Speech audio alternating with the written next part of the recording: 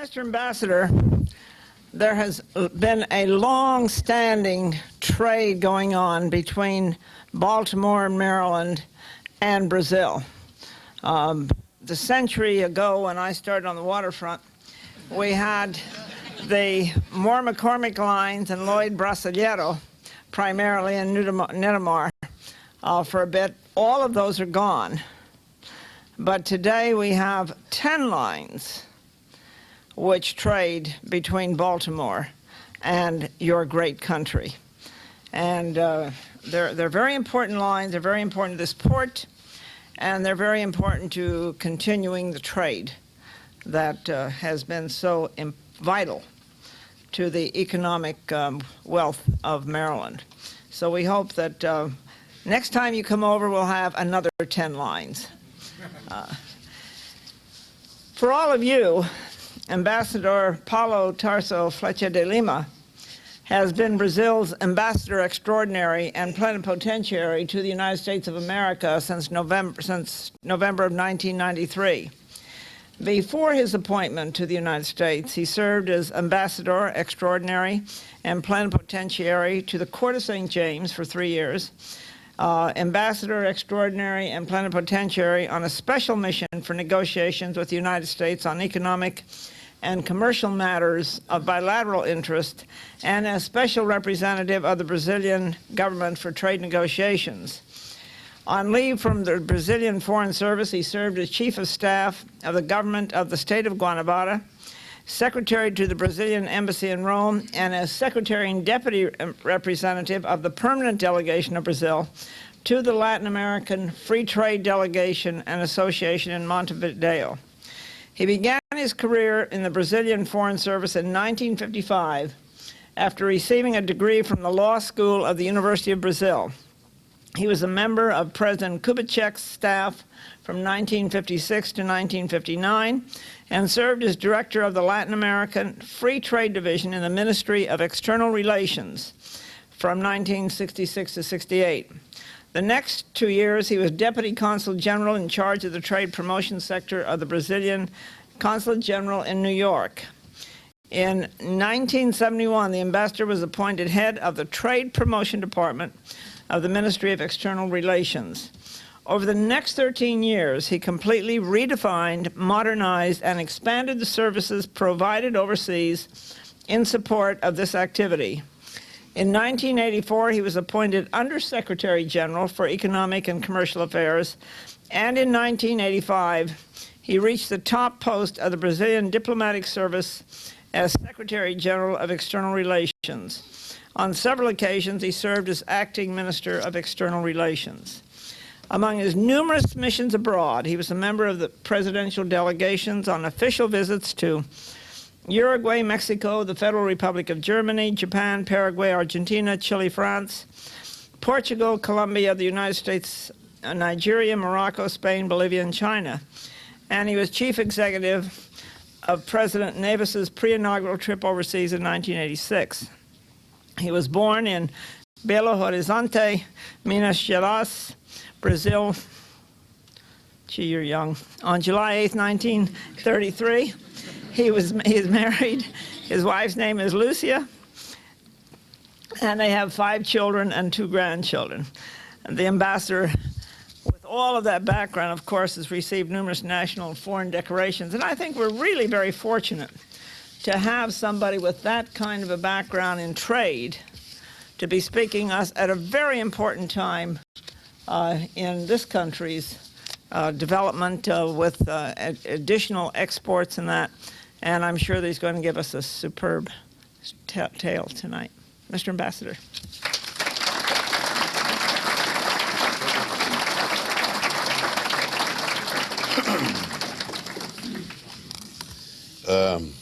Dr. Burt, Mrs. Bentley, my good friend Lloyd Carpenter.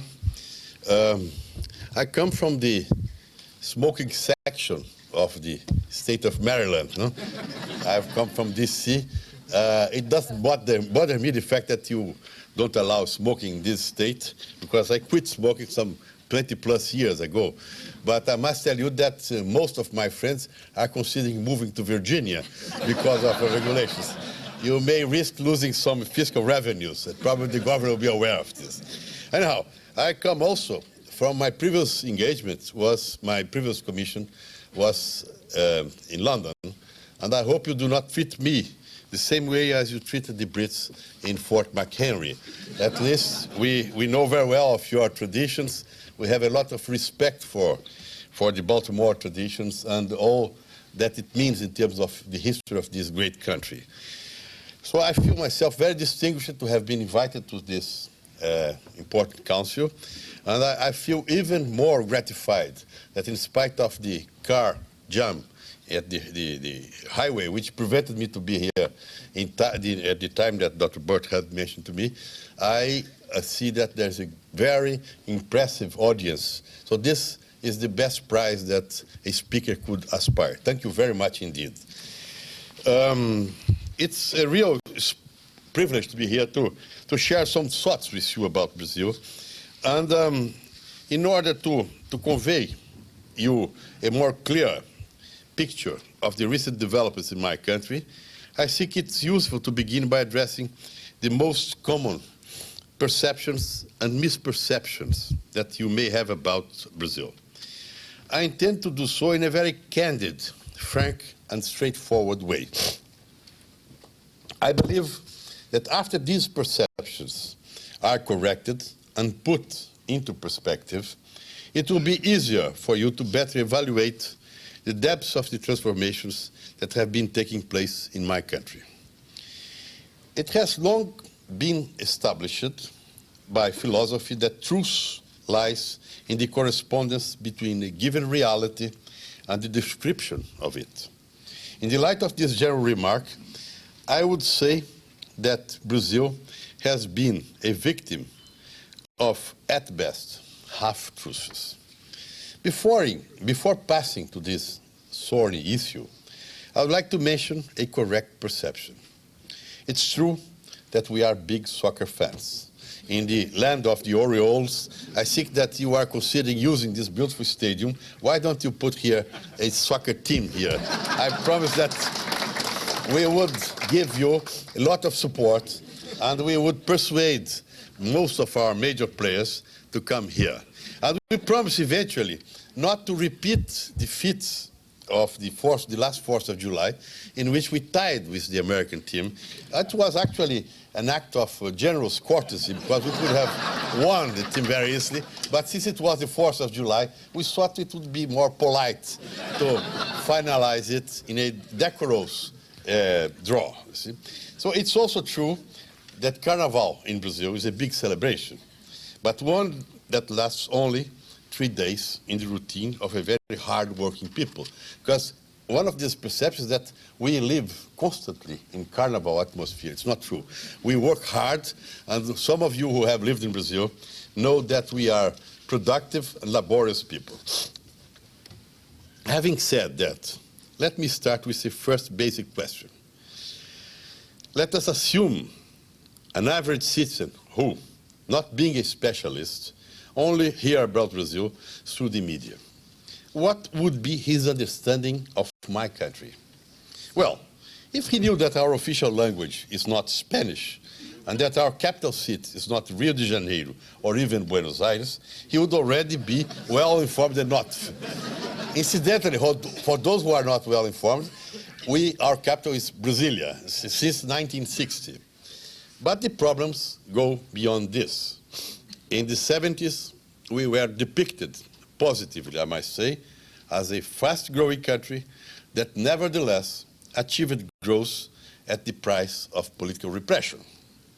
In the 80s, we recovered democracy and liberty, let me say, in a very peaceful process that, differently from other, what they call systemic transitions, did not put a burden on the American taxpayer.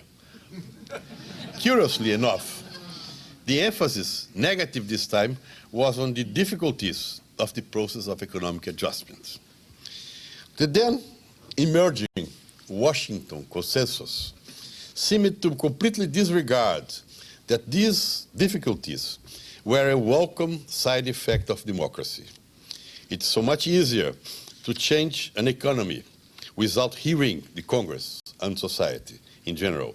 But should we be criticized for taking the road of legitimacy? Now that we are recovering economic development with political freedom, the focus shifted to our social problems. It's an old truth that good news don't sell newspapers, but a bit of fairness would not hurt. In this area, we are often treated as a country that systematically violates human rights, and the so respected Americans Watch, which is an American NGO, even said that we have an official policy of social cleansing. Pure rubbish. Such an absurdity, enough to put in question the very credibility of this NGO, would be pathetic and simply to be disregarded, if it were not for its negative effects on the general opinion about Brazil. What is the truth here? I think that to answer this question, a crucial distinction must be made. We are a country in which, regrettably, and as in so many others, there are indeed violations of human rights. We are not, nevertheless, and I say this very strongly, a country that we are not, nevertheless, a country that violates these rights. Brazil has a very active and mobilized society, and it's devoted, and it's a member of all the international conventions devoted to the protection of human rights. The protection of life and its dignity is a central tenet of our policies. At the same time, we understand that much of our problems are poverty-related, and therefore, development is the only path that leads to social justice. Another field that I would like to mention is the preservation of tropical forests. Until the Rio Conference of 1992, some countries seemed to like to finger-point Brazil as a country that was actively engaged in destroying biodiversity. As the conference showed, our records were actually much better than the average. And if today we still have a tropical forest, this is due to the resolute determination of Brazilians to preserve it. And I like to also to remind you that, just to give you an idea of the complexity of the problem, we have a tropical rainforest the size of the United States from the Mississippi River to the Pacific Ocean. And this is an important point also because this is a severe misperception of Brazil. In the mid-60s, for example, there was a contract made by Rand Corporation with the Hudson Institute about how to explore the Amazon. And then the Hudson Institute, at the time directed by that famous German Dr. Hermann Kahn, came up with a very interesting suggestion that we should somehow create a series of dams in the Amazon and flood the entire area so that it would be easier to reach the highlands where the minerals should be. Nothing could be more absurd.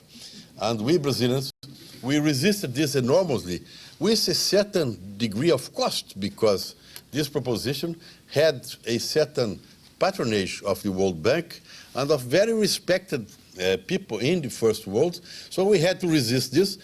And the media would depict the Brazilians as people who did not know how to manage their own resources or their own destinies, and which were not open to the great creations of the then stock of technology.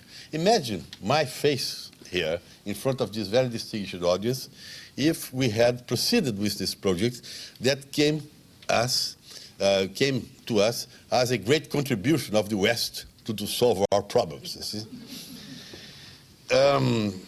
Of course, the Amazon is not a garden to be preserved, but every serious preservation plan has to take into account the rights, the human rights actually, of the 15 million people that live in the area. Having addressed some of the issues that are part of the average knowledge about Brazil, I would like to move now to the recent developments in my country.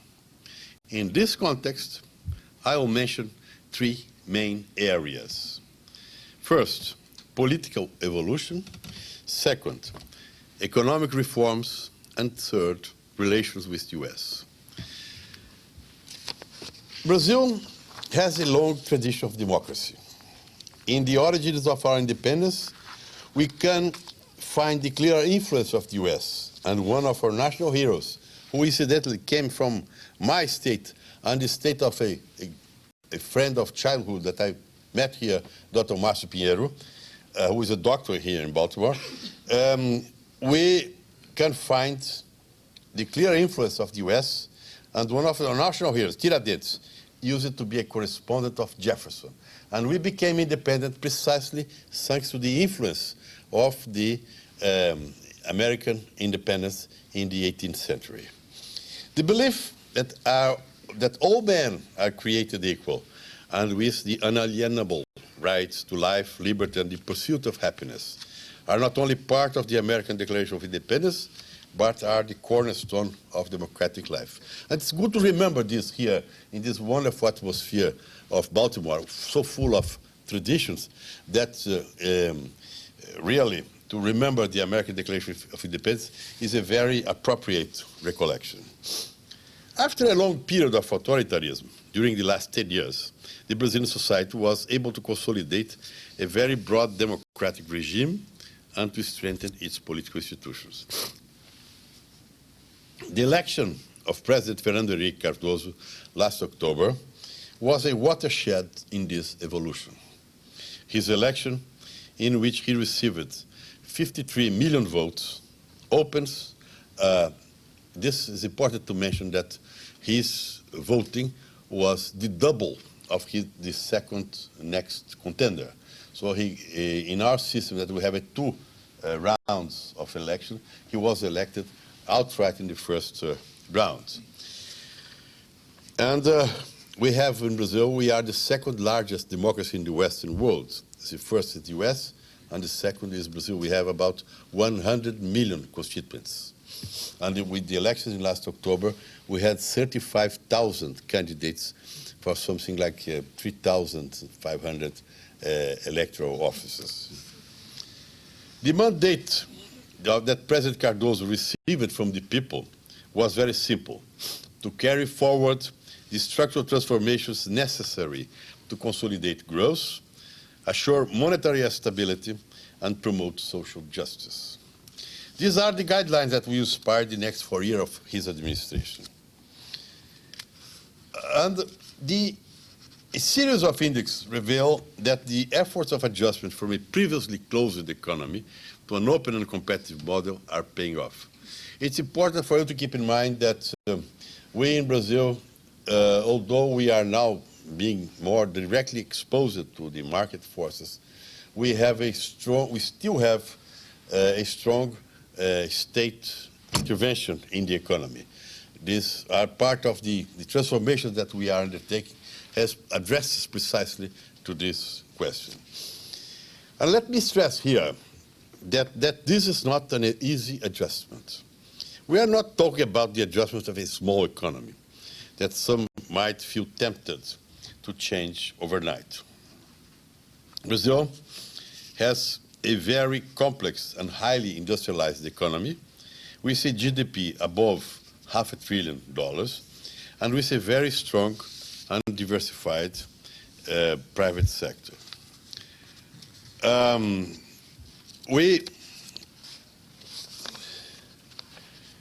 After NAFTA, we are the largest single market in the hemisphere. Moreover, in a context of full political freedom, every reform has to be preceded by an open debate in which all the positions have the chance to be taken into account. The time spent in this process is a time well spent. The time necessary, it is the time of democracy, the time necessary to guarantee the legitimacy of the policies in course. It's important, this point, because we traditionally have been addressing to most of our more poignant questions in a rather patronizing way. You see, the president would decide that a plan should be adopted without consulting to anybody but his inner circle. This plan that is proving so successful in Brazil has been widely consulted among the nation, among the Congress. So we really think that this broad basis of consensus is the secret of the relative success attained so far. Last year, for example, to prove the case, our GDP grew 5.6%. And the forecast for 1995 put the growth rate between 7 and 8%. This is a comparison that is done with due respect for my neighbors, but just to give you an idea of the size of the entity we are talking about, the entity Brazil. Last year we grew by another Peru. And this year of 95, we grow by another Chile. So this gives you how large Brazil is. In the external sector, we have been able to maintain a surplus in the annual trade balance and in the capital account to attract more than $6 billion in foreign direct investment alone. And in this connection, I think it's important to mention that we, over the last couple of months, we have had very positive news about investment decisions in Brazil. For example, at the peak of the Mexican crisis, Colgate announced an investment of $1 billion in Brazil. 10 days ago, the famous brewery here, Anheuser-Busch, announced another $1 billion investment in Brazil. GM is putting a third big plant in Brazil, which will cost, just the plant will cost another $500 million. Ford is increasing their investment. So the companies that know the environment there are really going very far. And I'm trying to peddle some new investments, and my good friends in Westinghouse, for example, are being discreetly persuaded to go back to Brazil after the wrong mistake of leaving the country. As we are doing the same with our friends at AT&T, who also quit the country at the time, and now they are desperate to go back because they see that it's one of the most promising markets. So if you are shareholders of these companies, you should somehow try to persuade directors. That's it. And another very important performance index is the inflation rate. That's now under control. Whereas in June 1994, it was something like 50% a month. In the last 8 months, it decreased dramatically. It's now around 0.9% a month, which is still very high, but the trend is to go down. Another important aspect of the taming of inflation was the resulting income redistribution. And thanks to the stability program, it was possible to redistribute something between 12 and $15 billion of income to the disenfranchised of the country, who, in an inflationary economy where the pensioners, the widows, the waged people, who after 10, 15 days after receiving their payrolls, were faced with a tremendous erosion of their purchasing power. And the stability precisely has given these people a very important increment in their incomes. And the unquestionable success of the Real Plan goes beyond a well-balanced policy of fiscal discipline and tight monetary policy. It's a no-surprises plan, fully discussed with the country, as I mentioned before. To deepen the economic reforms, however, the administration needs to submit Congress, and they have just done it, several proposals of constitutional amendments. Because we have a very peculiar situation in Brazil. We have not had guerrillas in Brazil. We have not had any lethal subversion there, but because we, perhaps different from other countries, we were able to put in the same venue and to begin to discuss a reform of the Constitution in 1988, in which all the segments of the political spectrum could express themselves on how they sought the Brazilian society should improve. And this has been done, and we have had, as a result, people say in these kind of meetings that a camel is a horse drawn by a working party, as a drafting group. No? We had a real mastodon, one of those that you find in the bones of which you find in Wyoming, you used to find in Wyoming. See? And the mastodon, however, was politically very important because it diffused the tensions, and everybody felt that they could legitimately express the most divergent positions. And this worked quite well. But, of course, to correct the mastodont, we have a lot of provisos that have to be corrected.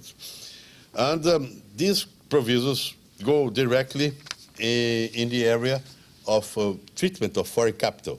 And we think that in the next 4 months, this should be cleared with a considerable improvement over the capacity to attract more investment in Brazil. And this will mean, for those who are more familiar with the economy of Brazil, will mean the flexibilization, this is the word that has been used, of the state monopolies, including oil, which used to be a kind of sacred cow in our economy, telecommunications, utilities, and mining. And this is something that will have a very positive bearing on our relations with the international community. The second set of amendments to be presented after these are cleared will be addressing to the question of social security. That is an issue that, of course, you are not familiar with, the question of health care and all these things. We also have our grievances about health care, and we also intend to address to these questions. And the third set of amendments will be concerning the fiscal revenues policy, because the Constitution, thanks to this complex process of compromise, they decided to allocate additional incomes to the states, members of the federation, and to the municipalities, and leave the burdens, the mandates with the federal government. See, different from this country here, in which you are discussing the unfunded mandates. It's more or less the same situation, with the difference that the mandates have remained in the hands of the federal government. With regard to our relations, I think we have a very important fact, is that our president is coming here to the suburbs of Baltimore in the 20th of April. The central message he'll bring is that the U.S. has a friend in this house. This friendship is historical, and now we are bound by shared beliefs in a set of common values. And, of course, democracy is an essential opinion of this dialogue. On the basis of these shared perceptions, we sincerely hope to upgrade the political dialogue with the U.S. And we think in Brazil that the circumstances are propitious for Brazil and the U.S. to begin a new phase in the history of their relationship. A phase that will be characterized by a pattern of structural convergence and by the mutual understanding that together we can build a hemisphere of peace, freedom, and prosperity. A first manifestation of this upgrading was the recently concluded Miami summit, when it became clear the pivotal importance of Brazil for any comprehensive hemispheric integration project. We have an unquestionable regional influence, with 10 neighboring countries with which we have absolutely peaceful relations. And Brazil alone accounts for 45% of all economic activities in Latin America, including Mexico, including Argentina, and so on. In the recent and regretful episodes involving Peru and Ecuador, we have been devoting the best of our endeavors to achieve a peaceful and mutually acceptable solution. And this was done thanks to the mediation of the four guarantors, which are Brazil, Argentina, Chile, and the US. In the economic field, we not only have the Mercosur, but we have very intense bilateral relations with our regional partners. Mercosur is the opposite number of NAFTA. It's a free trade area between Brazil, Argentina, Uruguay, and Paraguay. And so far it has proved very successful. And for example, just to give you I don't like to bomb you with too many figures, but it's an important one. In 3 years, from 91 to 94, trade among the partners tripled from $3 billion to $10.5 billion. So this shows how dynamic the trade in the area has become. And we now have a common external tariff that's in force since last January the 1st, and the average tariff level is quite reasonable. But in Brazil, our commitments go much beyond the regional level. We have been supporting a freer international trade, and we have always supported the WTO as a means to strengthen the multilateral trading system.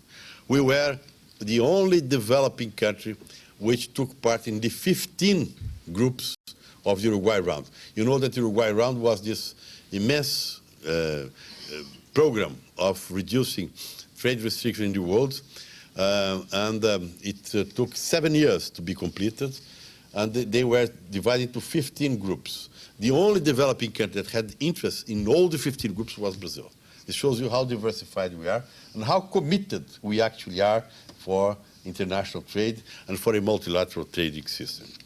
In fact, in the last 3 years, the United States has been one of the countries which has gained most from Brazil's opening up, having increased its sales to my country by more than 15% annually. This is a very impressive figure, especially when you take into account that the US is losing ground in a number of other countries. In the case of Brazil, they are gaining, and they are posting very positive results.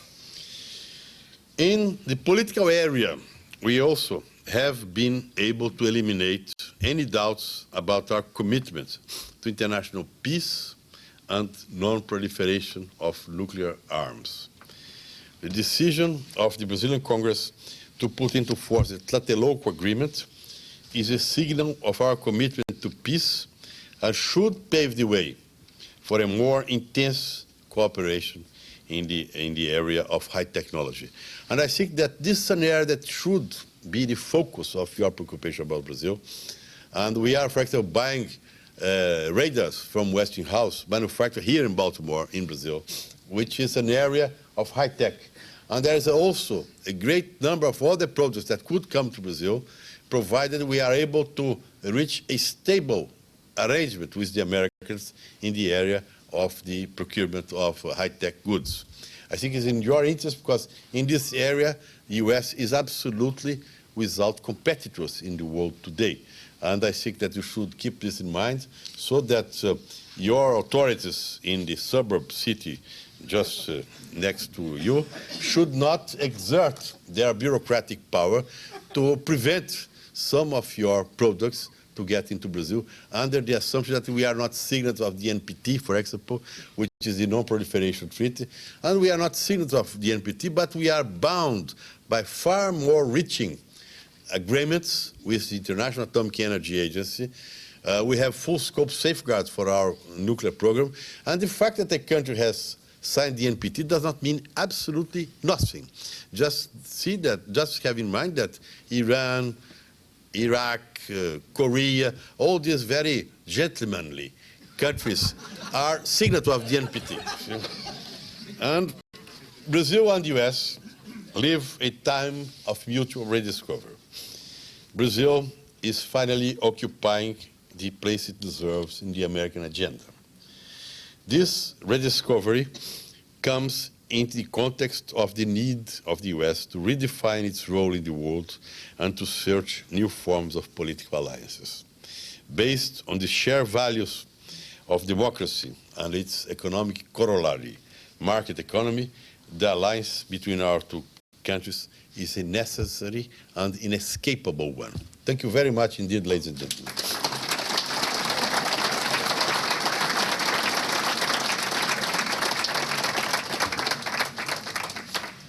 The question was, in reference to the theme of diversity, would you comment upon your reform efforts in the northeast of your country? Yes, definitely.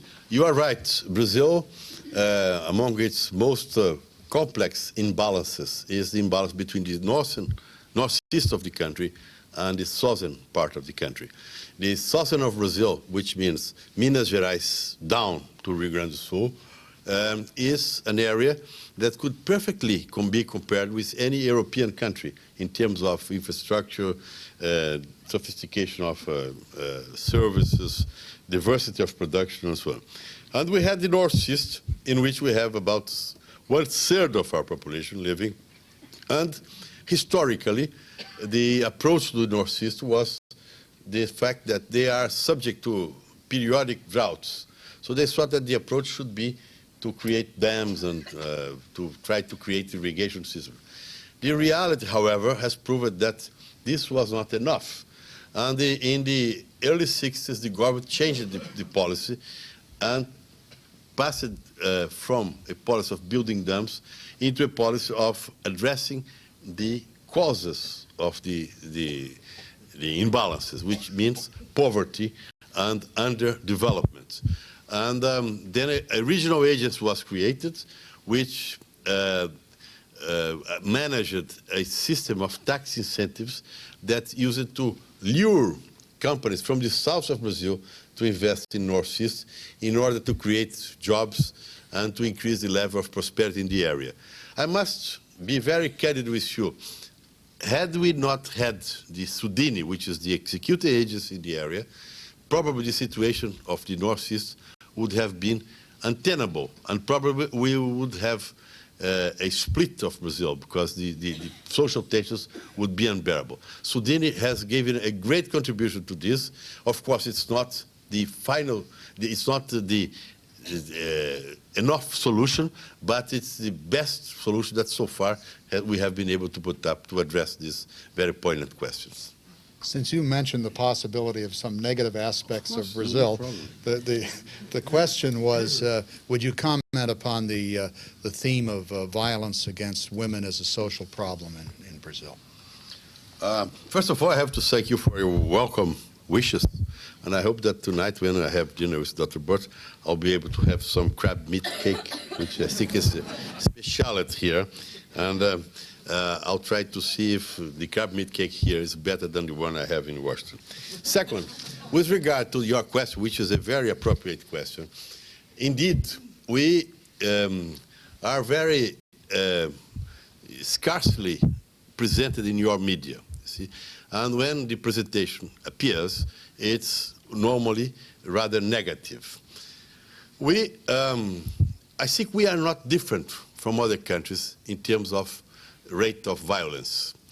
I think that has become a feature of modern times, that big urban settlements have become growingly violent and growingly prey of marginal groups, people who really take advantage of a different set of circumstances. We are not different. And the fact that we are a democracy also with a full free press makes that all these facts, like here in this country, are fully reported in the media. We are worried about this feature, and there are two aspects of it that are deserving utmost attention from our president.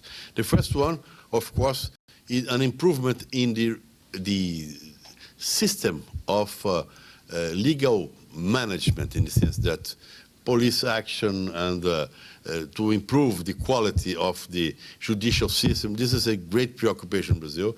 We are now engaged in the set of constitutional reforms. We are considering also some reforms in the judiciary system that would give more efficiency to the management of the cases. And the other set of measures has to do with the roots of this problem, which are essentially have to do with poverty, with underdevelopment. And the president has set as a priority of his government a great emphasis in social aspects of policy. And for that reason, I think that we will show some improvement in this. With regard to violence against women, see, I think that this, of course, we are not particularly more violent with women than any other country. See, I'm married for 36 years with the same woman, and she, of course, I have learned to negotiate with her because marriage is a tough process of negotiation. But we have high respect for women, and women in our society are getting a growing role in the public functions, in the different jobs, and they compete on equal terms. And the men complain that actually they have better terms because they are not subject to military draft and this kind of thing. But women are having a growing role in Brazil, and the social monitoring system is more and more alert. We have groups of women who are constantly drawing the attention of public opinion against violence of women, difficulties in marriages that are sorted out by some violent measures. So there is you should be pleased when you go there to see that the situation has improved considerably. Would you comment upon the problem of the peso and the way that it's affected all of Latin America, and then specifically your country with respect to investment in markets? And our country as well. I purposely circumvented this subject because it's such a hot issue in this country that I thought it would not be too appropriate for me to discuss a subject that has become such an important issue in your congressional agenda, for example. But since you have put directly the question, I will not avoid it, and I'll tell you that we regret deeply with what has happened with Mexico. I think that this country has a marvelous culture, wonderful people, but somehow they had some structural problems that are coming up to light just now. And I think it's important that you look at the indicators of economic activity in Brazil and Mexico, for example.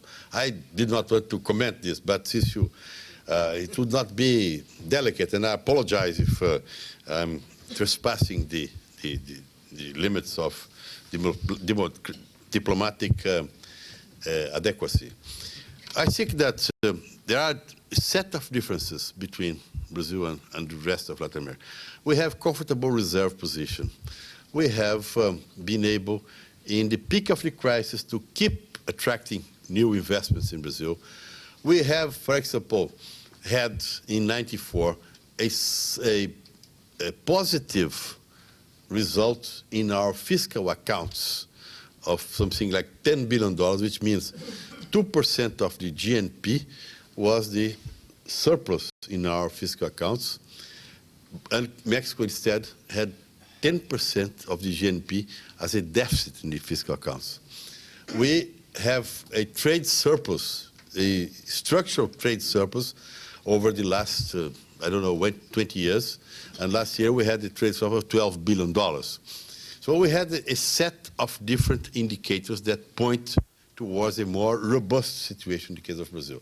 But what I think is quite different between Brazil and Mexico is the nature of our political systems. I think that our political system is much more open, we are much more broadly based, and we really are able to face some storms quite firmly. And I give you an example, for example.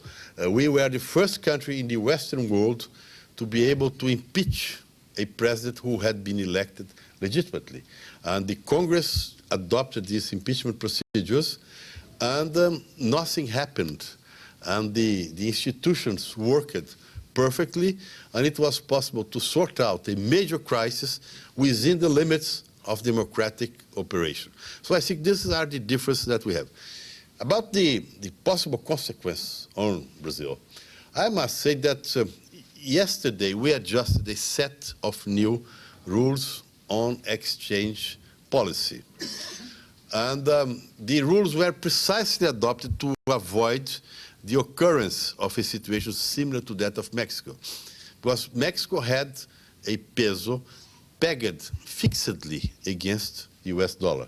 And we instead decided to let our currency float within certain limits precisely to avoid this kind of rigidity that has made the Mexican situation so dramatically serious. We are looking at this confidently. We have had some loss of reserves yesterday, but we think that this is part of this adjustment process, and we sincerely expect, that's what my government expects, that the international financial community will understand it. And our reactions from New York and from different banking circles have been very positive. They understood the measures, and they understood especially that these measures have an overwhelmingly preventive character. I think I did answer you. There are two related questions. The first is there a problem with the flow of capital from Brazil? And then secondly, would you comment upon investment by foreigners in Brazil? You know, this question of capital flight is very emotional, and the debate around it has, in some cases, been exaggerated. We don't have precise figures about flight capital in Brazil, but I must assure you that if you compare with other countries in the world, not Latin America alone, in other countries in the world, our rate should be a very small one, very low one. And I think that you are, perhaps with due respect for your knowledge of this country, I think you are exaggerating the role we have in Dade County. I think that we have, but funny enough, Dade County is a haven for the middle class, not for the elite of the country, because the elite is more sophisticated, and they go to Eden Rock in south of France, and which they find much more pleasant than Miami, a view that I do not dispute. But anyhow, I think that it's a simplification.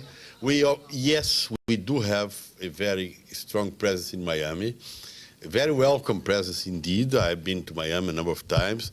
The community there is very pleased with our presence there, but the investments are not that relevant in terms of really creating a conspicuous presence. But anyhow, I must also tell you that I read in the papers that some of this flight capital has returned to Brazil, because you have to understand when the inflation was not at 140% a year, it was in the range of 1,500% a year, which means 15 times. So I think it's legitimate that you try to find a protection for your assets, and if they have resorted to this formula, it's regrettable, but from the individual point of view, I even think that these people have tried to protect the best way they could. Perhaps ethically, and I agree with you, ethically it might not have been the best course of action, but it was a kind of survival kit that they resorted to. Would you comment upon the extension of NAFTA into a larger Latin American trade zone? Yeah. You know, we have been very active supporting the initiative of President Clinton to hold this Miami summit. And actually, if it had not been by our action, this Miami summit would not have got the impressive results they did. We have a commitment that was undertaken in Miami to converge gradually into a free trade area of the Americas, that this should be operational by 2005. Some people contend that this is a too ambitious target, but I don't think it's impossible to be achieved, because what we think should be taken into account is that we already have 23 integration movements in Latin America. So what we should do is try to set up a methodology to enable a kind of drill of these different movements so that they can march at the same step. And from that point of view, I think that it makes sense that Mercosur talks directly with NAFTA.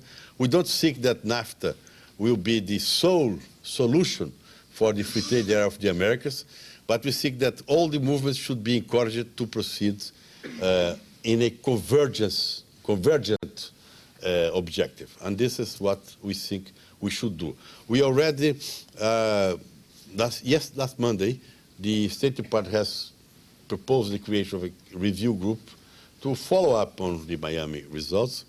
And in June, we are going to have a meeting of trade ministers in Denver, Colorado, in order to assess the preliminary measures to adopt a program of meetings, sectorial meetings, that would enable a better knowledge of our mutual realities and to identify the points that could be the points of contact between the different movements. So we are positive about it. Would you comment on your social reform programs? Now, I think his Oriental accent indicated that he wants me to comment on what I mentioned, how the income distribution was affected by this fiscal. The question was preferenced by saying you've had remarkable economic growth, which you referred to, and how do you use that to create social reform? Yes. Now, the point you made is that I made a reference that something between 12 and 15 billion dollars was transferred into the society by means of stability. Because you are not quite familiar in this country with what is to live in an inflationary environment. And when you receive your salary the first day of the month, for example, and when you reach the 10th day of the month, your salary has been completely eroded by inflation.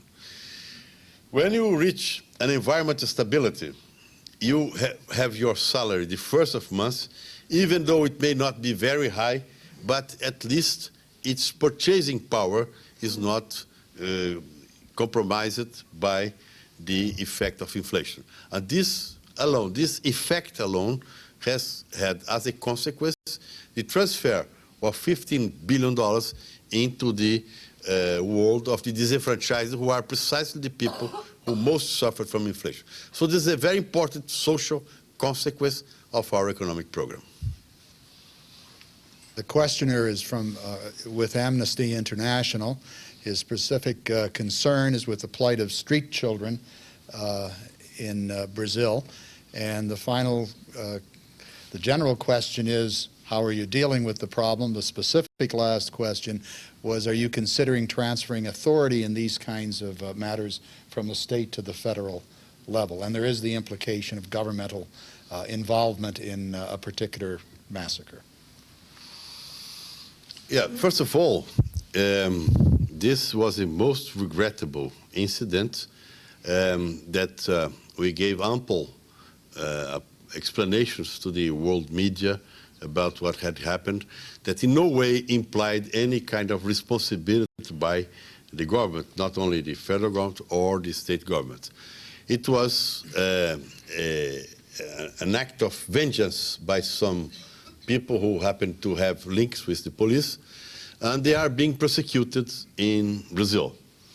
And we hope that they will receive the full condemnation of the law. And with regard to your question, you are right there is a concern in Brazil about the overlapping jurisdictions on the question of crimes against people. According to our legislation, crimes against people are matter that falls under the jurisdiction of the states. And the government is considering, but this will require constitutional change, that such the so-called horrendous crimes be transferred from the state jurisdiction into the federal jurisdiction in order to have a more efficient management of justice.